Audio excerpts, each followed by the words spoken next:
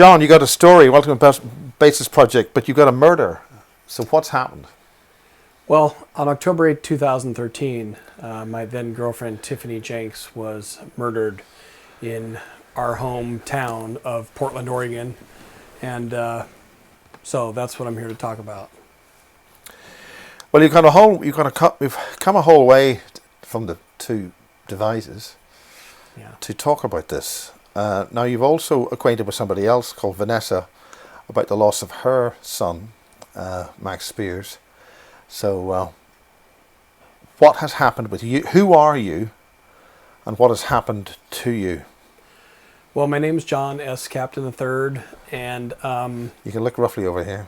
My girlfriend, Tiffany Jenks, who I dated for a little over a year, was alluding to the idea that she was going to be murdered, and then she was. And so that investigation has taken me basically around the world to look for answers as to why she's dead. Now, this is all about Monarch programming and all sorts of stuff like that. What are we talking about there? Well, after 6 months after she was dead, I was told by Fritz Springmeyer and Clyde Lewis that Tiffany was a Monarch slave for the New World Order.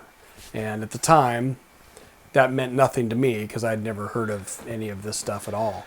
Yeah. And so, but they both told me, and then later others as well along the way told me that Tiffany was under mind control based upon all my evidence. Now, what do you mean by mind control and all this? This is all fantasy, but you've done a great deal more on this than just, you know. Yeah, well, I mean, Tiffany's therapist, for instance, Jonathan Weedman, downtown Portland, had her hypnotized, and basically in the recordings that I was able to get during my investigation into her murder, the recordings prove that Tiffany was a mind control victim, both by the way he triggered her and by the way her voice changed to a baby in these recordings. So her therapist, Jonathan Weedman, who's still a therapist, by the way, downtown Portland, is clearly part of this mind control programming. Now, you've got evidence of this. You've got recordings, you've got TV things, you've got the whole... Yeah, now the recordings Tiffany had made, and luckily for me, she had my cell phone. And at the time when Apple's iPhones were,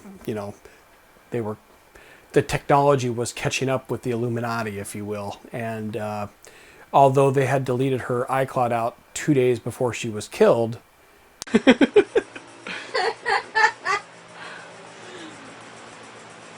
Well, I knew she couldn't stick around forever. She wants that skinny cow. I don't want it anymore. Okay, good. I'll have it. Whoa. Can I sing you a song? No. Okay. Desperado, why are you eating my grapes? Do you like nuts or do you like grapes? Okay, I'll go get you a skinny cow, or you want me to have it? I don't want it. Oh, it's too late now? I had my chance? Mm-hmm. Say goodbye, everybody. Bye. Did you see the gift I bought you at the store? What? A pregnancy test. Are you sure? Yeah.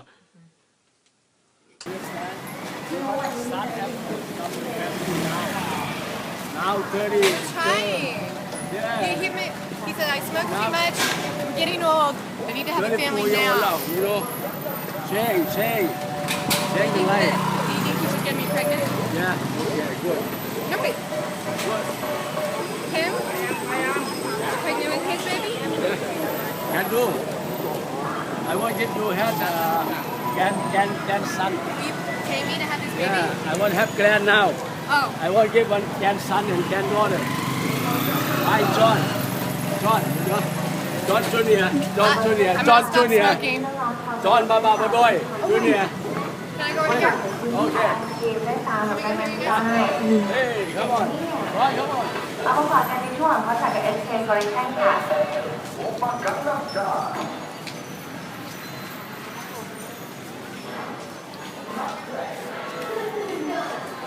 I just want like something really cool. ไปอยู่ชั้น2โซน B โทร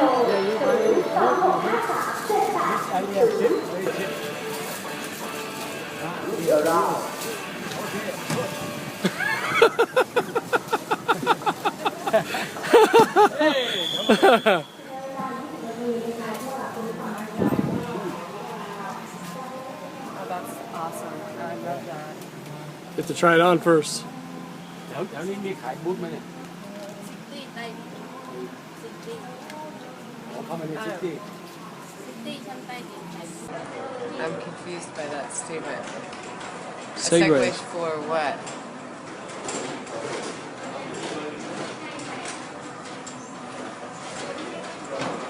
Doctor needs a segue for what? Security. We're driving around.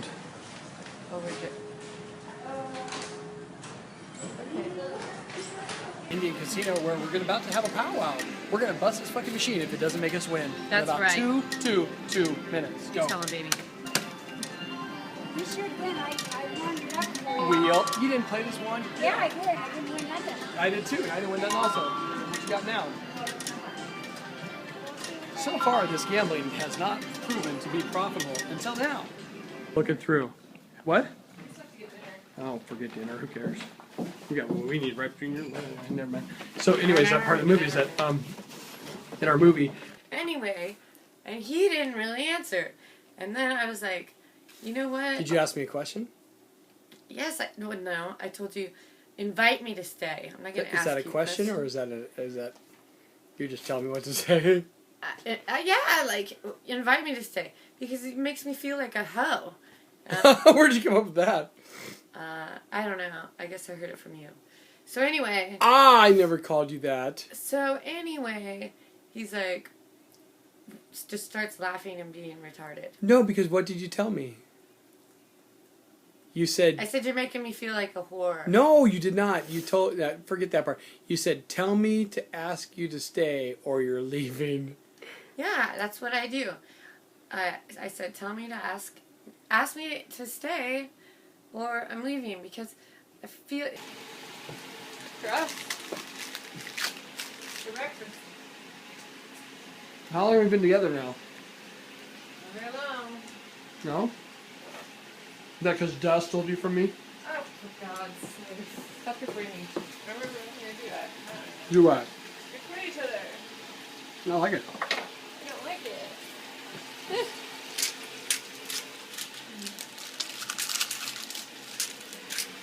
Wow. Tell me about Daz's email. Look at that hand action. Oh, somehow you entered my email. I know, okay, I didn't, but how... No. Tell me about Daz. Whatever. You were reading them. He was pathetic. Yeah? I mean, duh. I told you. Hey, it's your boyfriend, not mine. Jeremy, at high school, isn't that your boyfriend? You guys can relive high school together. Hey, maybe you can get a Letterman's jacket too. And if you guys go to... Thank you. Yeah? Something. Huh? Don't record me, please. Okay, sorry. Thank you. Say goodbye. Okay. I knew you were trouble when you walked in.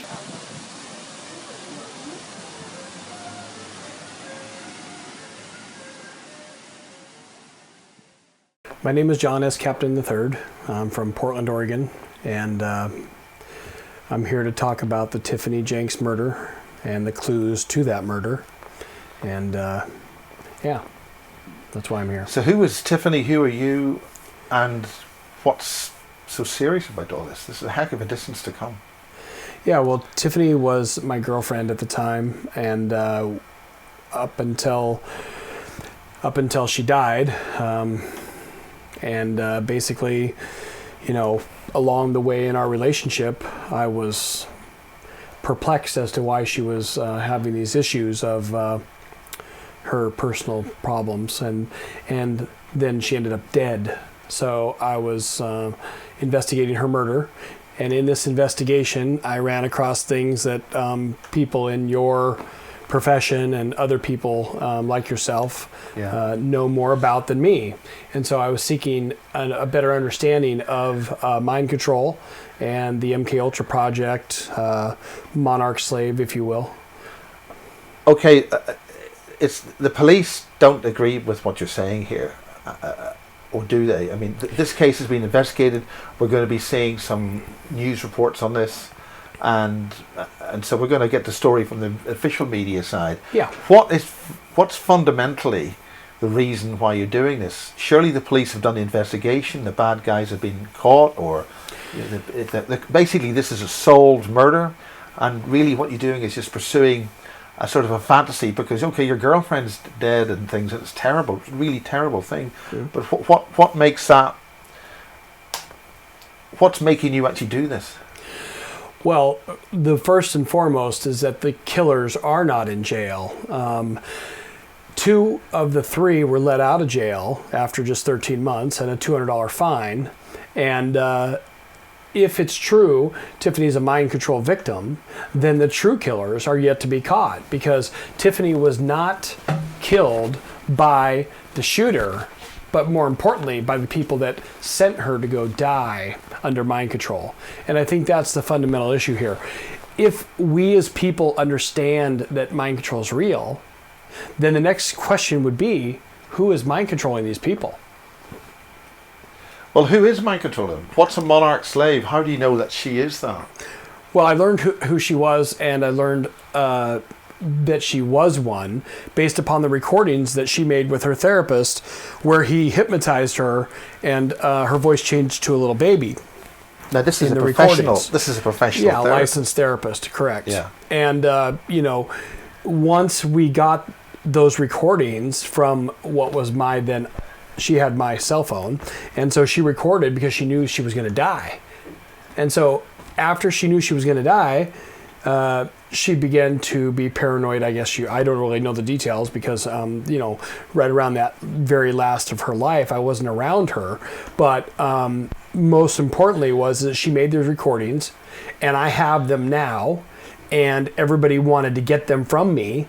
And it's clear to see why, because the therapist was involved in her death, or at least the knowledge that she was going to die. Now, what told her she was going to die? I mean, where did this come from? Well, I don't know. Plus, the other thing we haven't said here is the significance is that your girlfriend was in charge of one of the most strategically important targets in the United States of America, continental North America. This is one of the most important strategic targets, and we're talking about another 9/11 here. So that's the context of this, really. Sure. Well, Fritz Springmeier was the one that brought it to my attention, because I, coming from a background of not understanding the mind control or any of the stuff involving the Illuminati, I had no idea. But when Fritz Springmeier found out that Tiffany was in charge of the dams in Oregon on the Columbia River water system that goes, of course, through Washington and Oregon and whatnot, he couldn't believe that they had somebody under mind control at the top levels of the dams. Now, Fritz has done some pretty good books on all this, so I mean, he's done but he's like also 10 not a books good guy in this story either. Well, I mean, he took advantage of my not generosity. He took advantage of me at a time when I was out of town. And I don't believe he's a good person. That's correct. I do, however, believe that his books are accurate in terms of the context of mind control and mind control as it pertains to victims of mind control and their programming. But, yeah. So, I mean, whether he took advantage of the situation while I was out of town, he stole some stuff from me, but that's a whole other subject. Well, a couple of $1,000. Yeah, $34,000 to be exact. Yeah. So okay, he's not a good person, but his books are good things. His books were written before he became a bad person. So, but the books and him both confirmed to me that Tiffany Jenks was a monarch slave for the New World Order who was in full control of the dams. So, how many dams are there about? 21. And what are these dams? The Grand Coulee Dam, can you Bonneville show Dam. any of that on the, or do you want to just? Yeah, I don't we have can that. put that in. Yeah. No.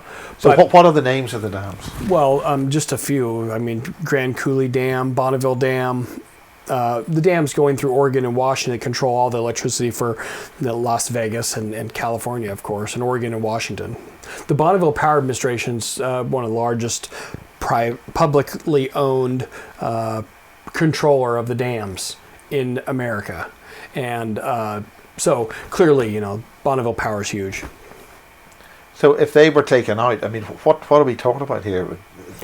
Well, that's an assumption that people can draw on their own conclusion. But the question is, do we as a society want a monarch mind control victim to be in control of the dams?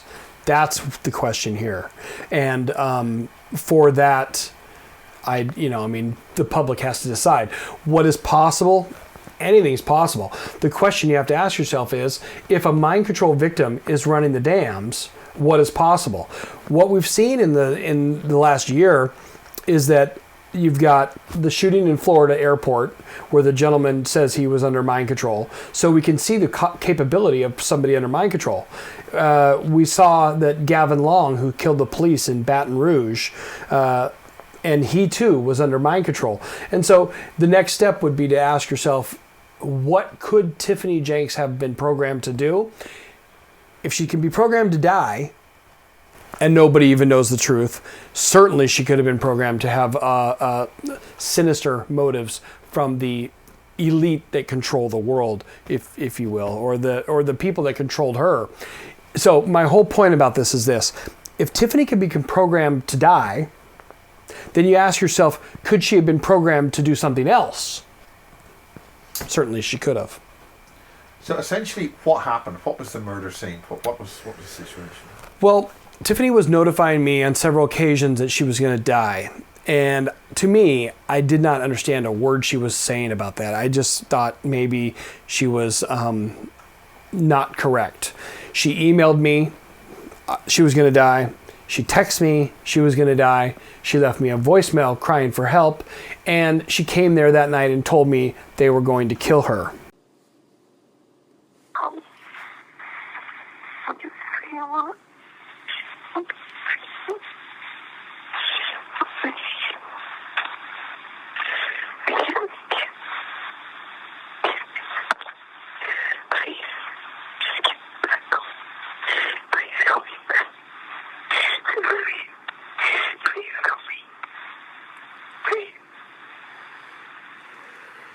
That message was sent October 7th, 2013 at 3:39 a.m.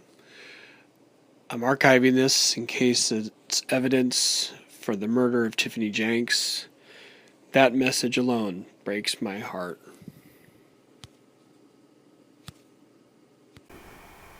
And so, in addition to that, after she had left my home that night, she went to the bar and spoke with the bartender and said her life was over. And so you've got two people right there.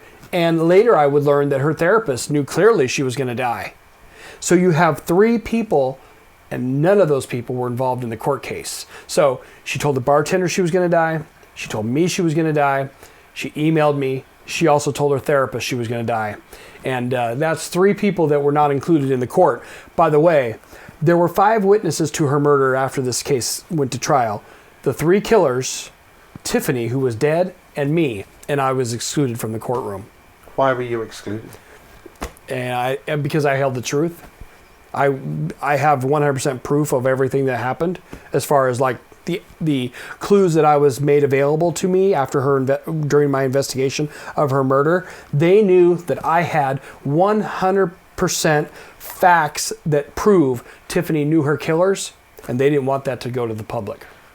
Okay, let's take us through the events which led up to her death.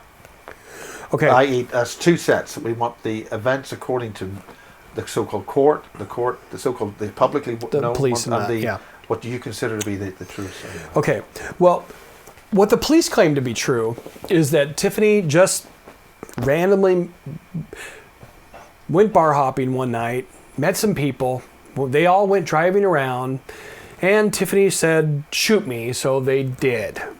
And that these people that shot her, 2 of them that were with them, didn't hear the gun go off, didn't know why Tiffany wasn't in the car for the ride home, went back to the hotel, took the killer to the bus station and didn't know he killed anybody. He went back to California from Oregon.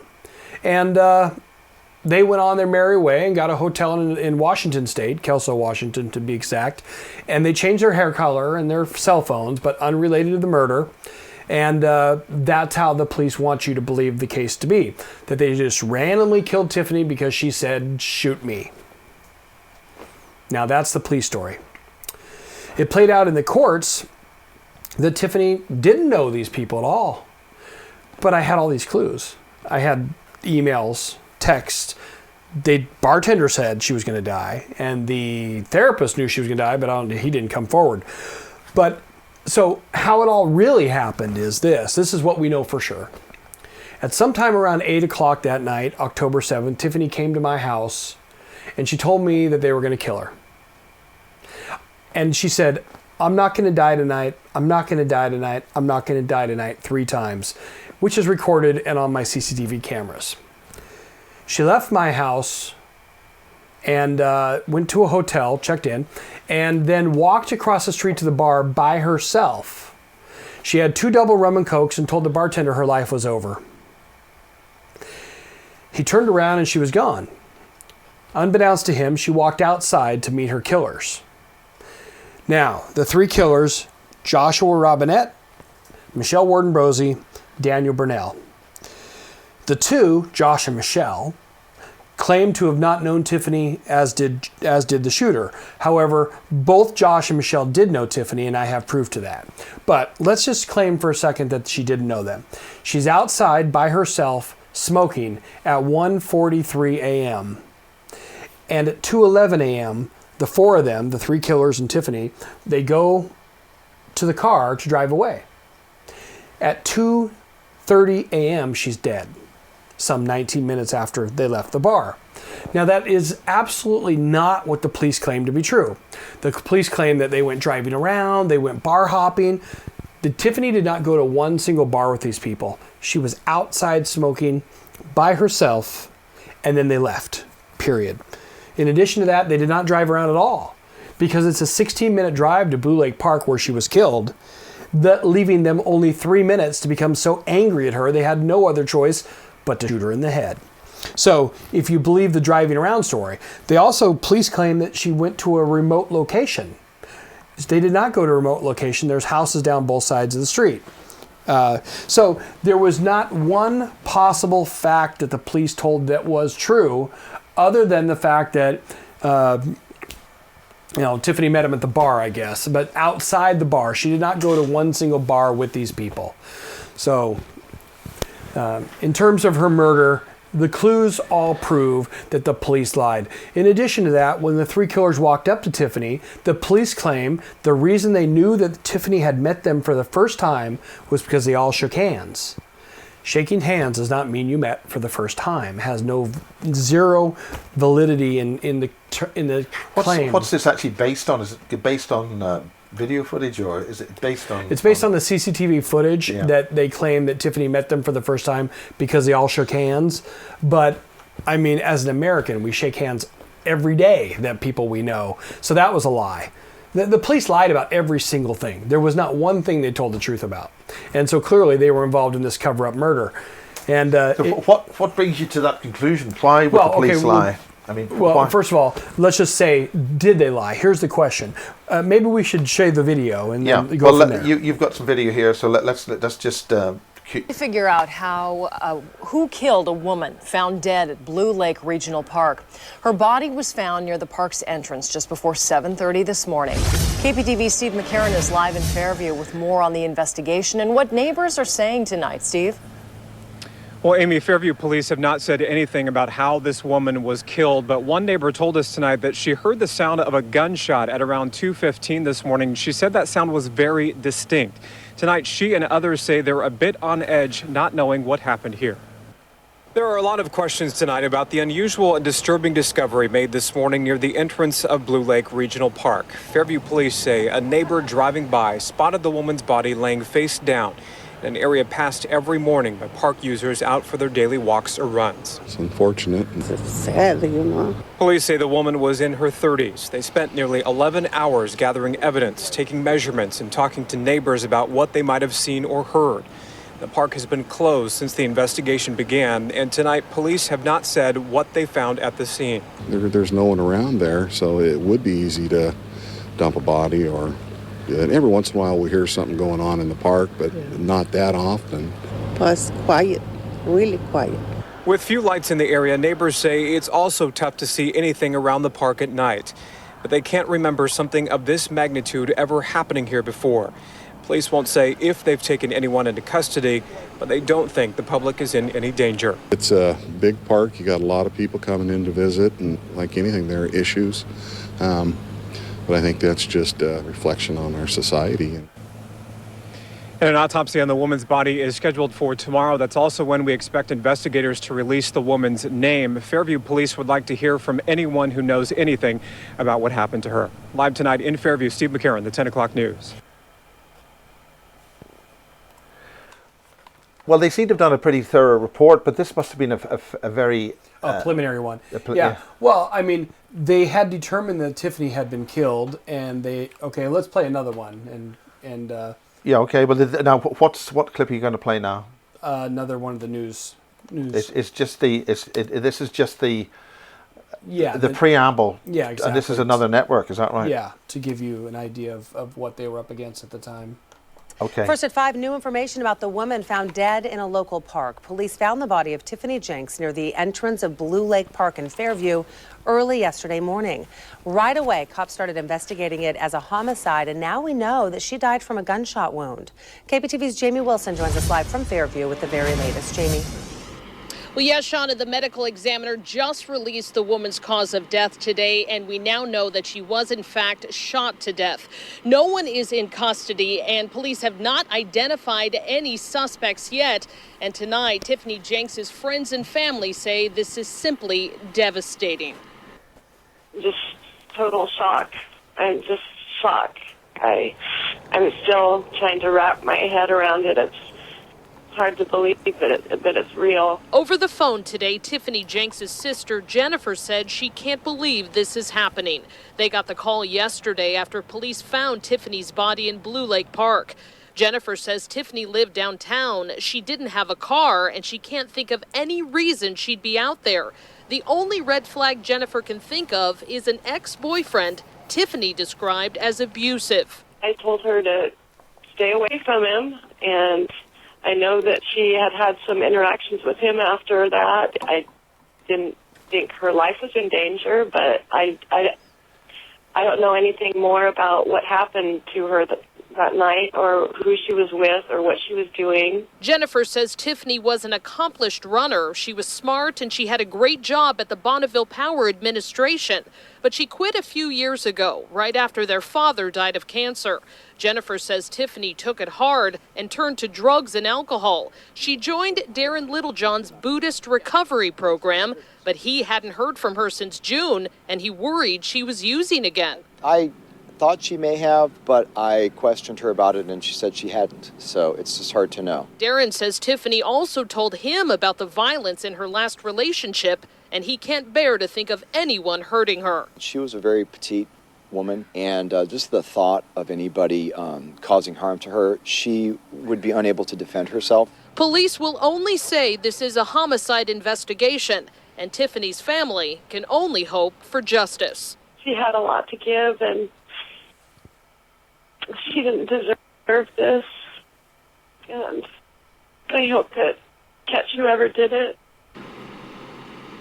And we have learned that investigators have spoken to Tiffany's ex-boyfriend, but again, they have not identified any suspects in this case. Live in Fairview tonight, Jamie Wilson, the 5 o'clock news. Well, that's a pretty horrific situation there. Yeah, and that recording, what you hear is her sister trying to claim that she had no idea where Tiffany was because she lived downtown. Lie number one. Tiffany did not live downtown. She lived with the person that she emailed me was going to kill him. So her sister clearly helped set this up because her sister knew Tiffany didn't live downtown. Tiffany lived with Tony Green. And because her sister lied to the media and the public, claiming that Tiffany lived with downtown, that would divert the attention from where she really lived. Tiffany lived with Tony Green, period. Right after she said that lie, she said, we had no idea what she was doing way out there, except the abusive ex-boyfriend, me. So she was saying, well, we only have one little clue, and by gosh, we're going to tell the public that simple clue that it's probably her ex-boyfriend that killed her. You see? So the setup was right in the start. And I knew for sure that they were trying to set me up. I even told her mother, I said, I was getting set up on this murder. And her mom's like, oh, you need to take medication, John. You're crazy. Tiffany they weren't trying to set you up. Well, clearly, there's a reason her sister was lying, one after another. In addition to that, the media says that they had talked to me, and which is I don't have a problem with at all. But I care about the fact that Tiffany's sister was protecting who Tiffany lived with, which was Tony. And, you see the connection along the way as time goes by in the investigation. I mean, this all seems like gang stalking's involved here. Look, you've got a lot of other people seem to be operating on the basis that that there's some kind of plot happening here. Well, Tiffany knew she was going to die. She emailed me, John, Tony, Tyson, they want me to die. So when I had video of Tony's car circling the block at my house, when the gas station in the corner of my house told me that, John, did you know the killers were parked in our parking lot the night she died, waiting for her while she was at your home for more than an hour? I said, well, that's weird. Why didn't the police do anything about that? So I had these real hard evidence, and all of it, every single thing was getting covered up. The police did not ask me where I went after I went to sleep that night that she was at my house, right? They didn't say, okay, Tiffany left, right, in the cab. You can see that on the closed circuit television. Where did you go, John? They didn't ask that. So they didn't want to get the proof that Tiffany's killers were at the gas station that night waiting for her. Do you have any evidence to show here on that? You have some Yeah, stuff on the computer, so let's... Yeah. I mean, what's... Right. Now, this won't be in exact order, but the first one here, this is Josh, Tiffany's killer. Yeah. And his cell phone number, this is a photo of her contacts. Yeah. This number in her phone.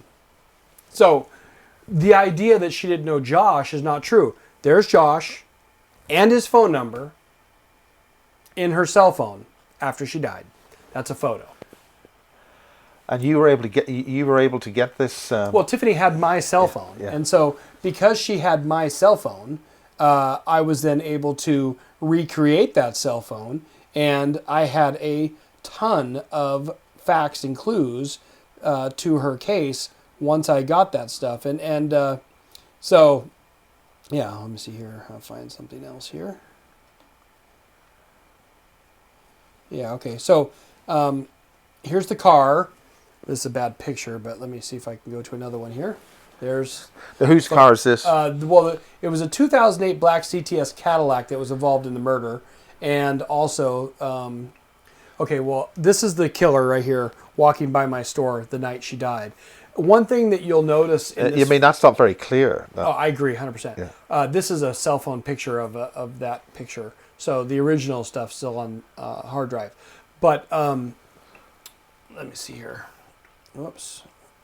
Are you off this for a second? And I will check and see what we have here.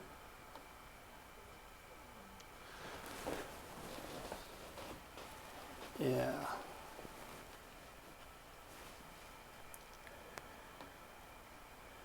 Okay, so this is a picture of the text that Tiffany had sent me. Yeah. About 10 days before her death. It says, Tony, Tyson, the lot, wake up. Some of them care, some of them don't. Their intent is as questionable as yours. We're going to die soon. That's what was said. So, if you could picture that Tiffany lived with Tony. Tiffany, days before she's dead, emails me that Tony's going to kill her. Yeah. Okay, it's right there. And there were 2 other emails of the sort, of the same context, basically saying that, let's see here. Okay, not that one there. 1 sec here. Okay.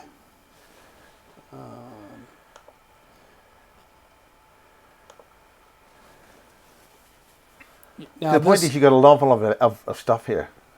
Yeah, I mean, I have originals, but this is copies of the copy. Yeah, because you don't want to have the stuff taken away. Yeah, this is Tony's Mercedes, and he's circling the block several times. The cars that were involved in her case were all going around and around and around my store that night.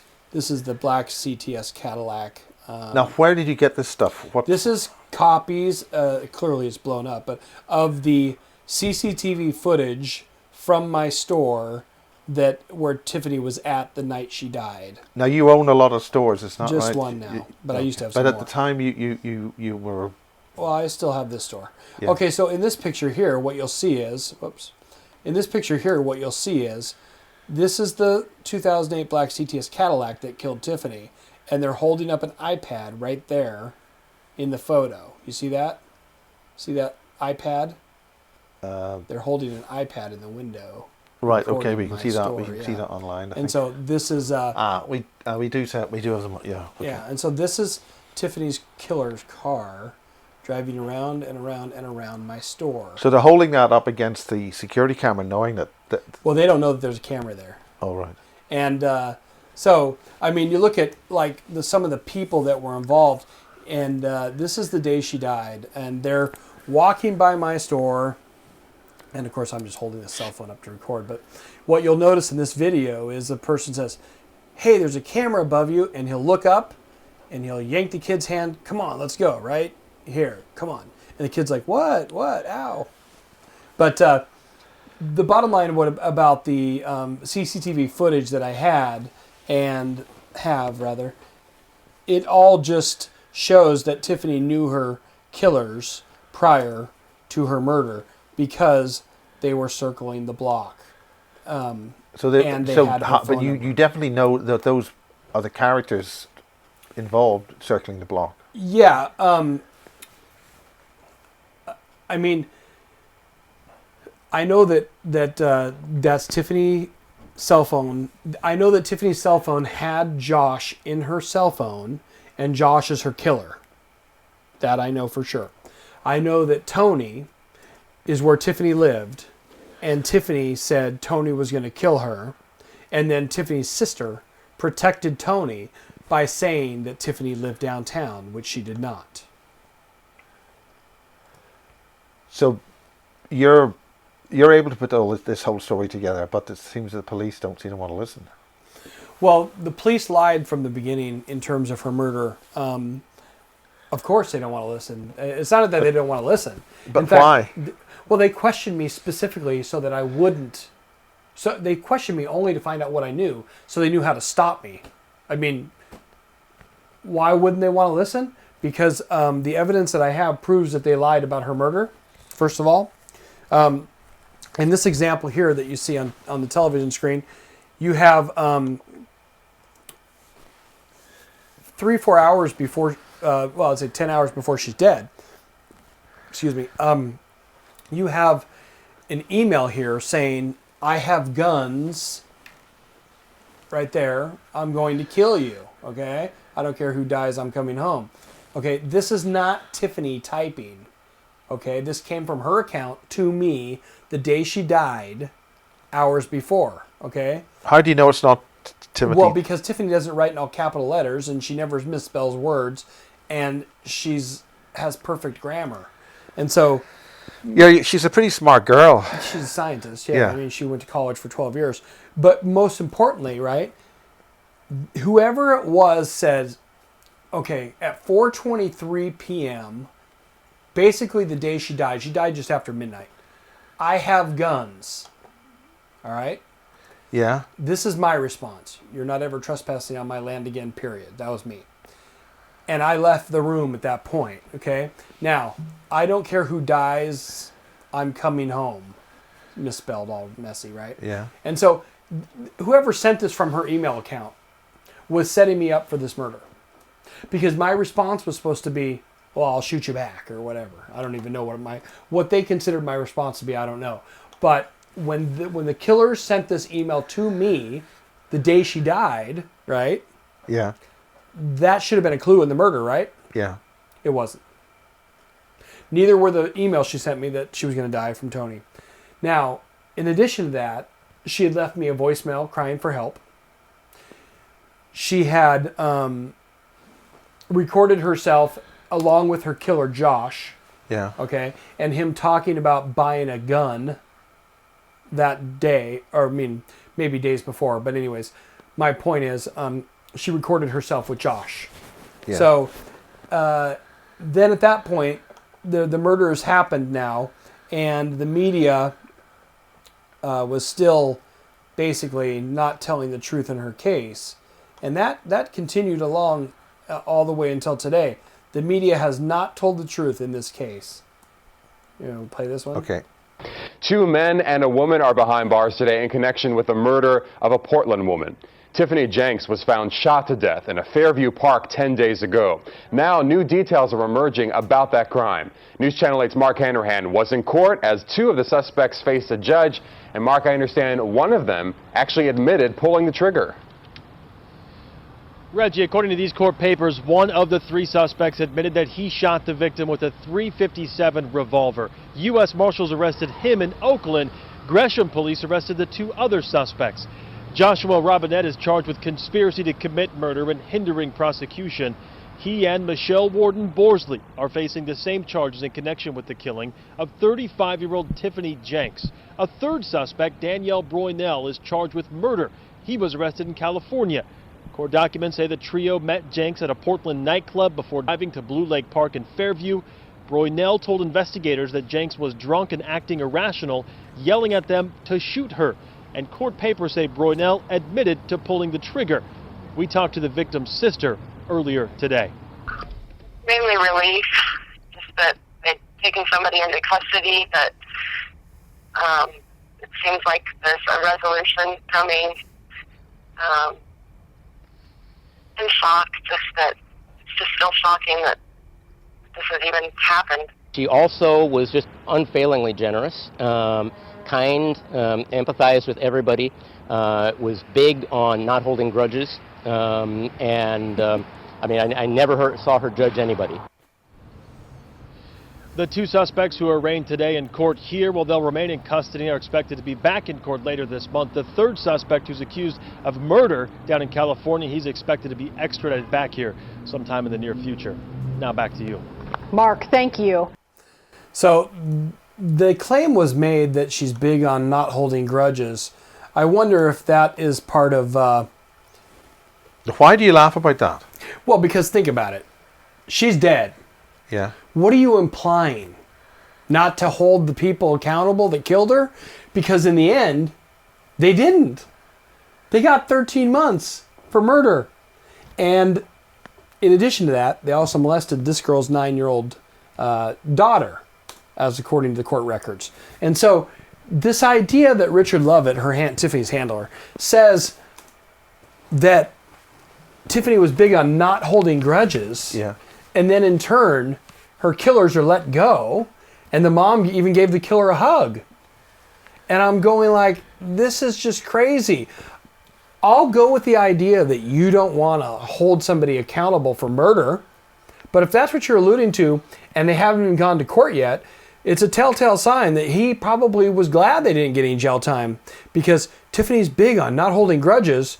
Well, that clearly worked out for the killers because nobody got them in trouble.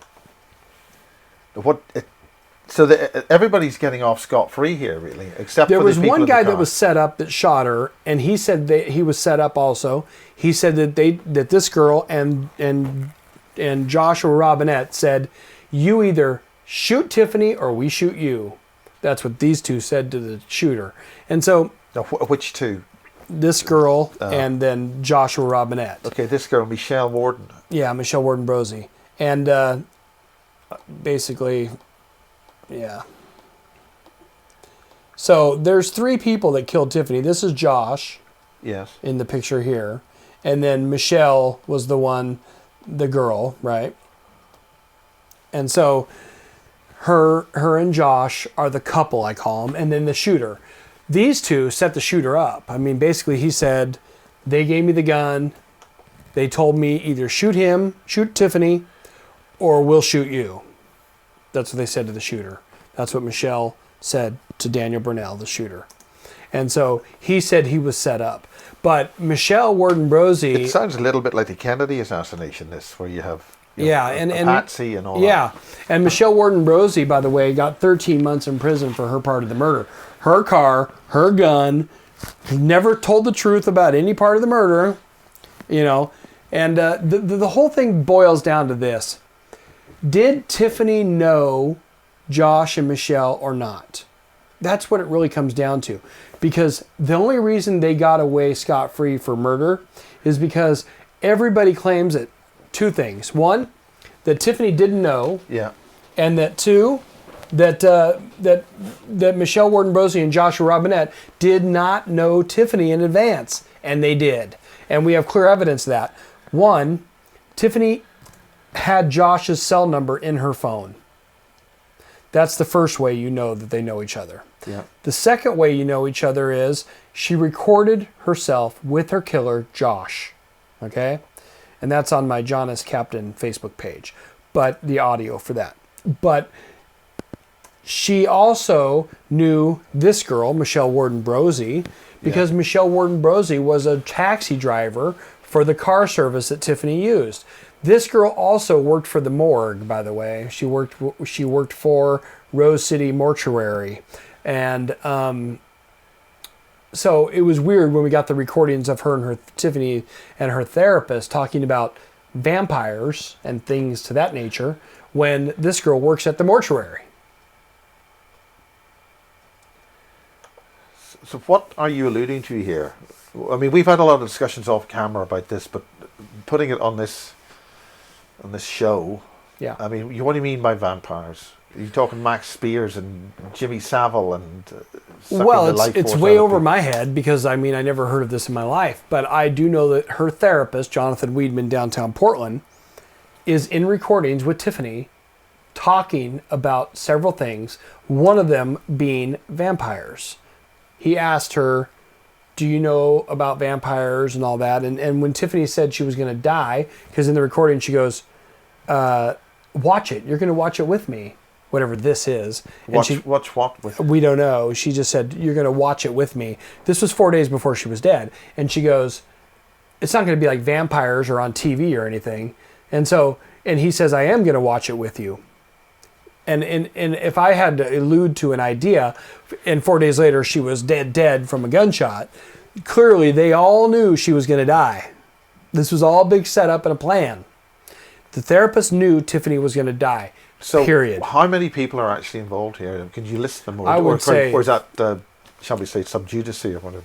Well, I mean, you've got Sandra Shotwell is one person who sent Tiffany's hairdresser an email. According to him, his name's Jonathan, Tiffany's hairdresser, and he told me Sandra Shotwell sent Tiffany an email about dying 5 or 7 days before she was dead. She called it spiritual enlightenment and manifest destiny and past lives and those sorts of things. Then, and she's nowhere, she doesn't say a word about her email that she sent. Jonathan Weedman, who's Tiffany's psychotherapist downtown Portland, he talked to Tiffany about not telling anybody who she was or she will be shot. And then mysteriously, 4 days later, out of all ways to possibly die, she's shot. So clearly he either has very good foresight or he knew Tiffany was going to be shot because she was. In addition to that, on several occasions, you could tell she's being hypnotized, and he does tap, tap, tap. Now, this tap, tap, tap is really important. It's basically triggering her into mind control. Yeah. And you can hear the, and he says, Tiffany, if don't ever tell anybody, or so he says, Tiffany, remove who you are from when you were a child. Don't remember who you were when you were a child. It would not be a good thing. And Tiffany's voice changes to a baby, and and that's all on my Facebook page too. But the audio for that, and then he tells her to follow the Elbrick Road, which everybody that knows the occult world knows that that's mind control programming for, triggering her into mind control. Is that because they use the film? Is that because they use the film as an illustration or the story, that whole thing? Well, I think that, or is it the film which is actually triggering, or is it the whole thing feeding back on itself 10 times over? Exactly, yeah, it's feeding back on itself. And, being one that's not really an expert on mind control, I just know that it was clear that everybody else that's an expert on it, like David Icke or Richie Allen, or maybe Now you've been on the Richie Allen show. You've been on you've been on Richie Allen show, and you actually toured with David Icke in New Zealand. I went there to meet him. And you also had some immigration problems in New Zealand. Can you go into that? Yeah, the immigration held me up for 4 hours trying to question me about what my purpose was for meeting with David Icke. But that's because they were given a phone call. Yeah, somehow I'd only booked my ticket 2 hours before the flight, and I was in Kuala Lumpur, and the immigration there handed me the phone and said, "It's New Zealand, they want to talk to you." And I went, unbelievable. So one of two things happened. One is that they either are following everything I do, which is more likely the case, or in addition to, they were also following David Icke and see that I booked his tickets. Because I didn't tell him I was coming, I had never met him. But they handed me the phone, it was New Zealand immigration wanting to know why I was coming to New Zealand to see David Icke. So it was quite funny. But they did let me come. When I got there, they questioned me for 3-4 hours about my knowledge of the, what my purpose was for coming there. And I told them, I said... David Icke must have been going there for quite a while. But was there anything special about that particular time when Icke was in New Zealand?